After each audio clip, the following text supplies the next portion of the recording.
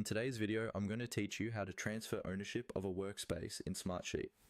Transferring workspace ownership is useful when someone changes roles, leaves the company, or you simply need another person to take full control of that workspace.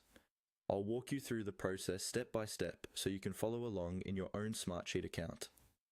First, open Smartsheet and make sure you're logged into the account that currently owns the workspace. On the left-hand side of the screen, locate the section where your workspaces are listed. Find the specific workspace you want to transfer and click on it. This opens that workspace and shows all the sheets, reports, and dashboards it contains.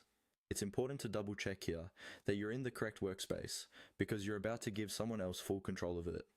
Next, move your cursor to the workspace name and look for the three vertical dots, often called the More or Options menu.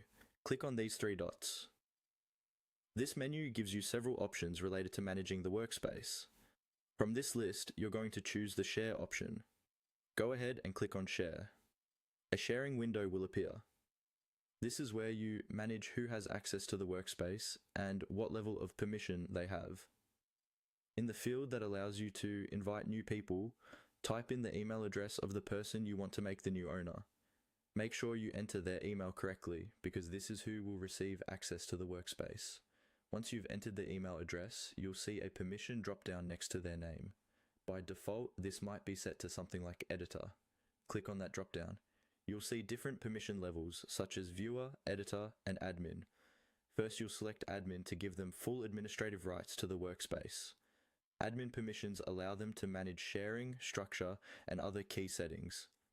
After you've chosen Admin for their permission level, review the details on the sharing window to make sure everything looks right.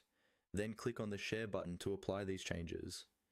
This step shares the workspace with the new person as an admin, which is a prerequisite for transferring ownership. At this point, the new admin will have the access they need and can complete the final ownership transfer from their side according to your organization's policies.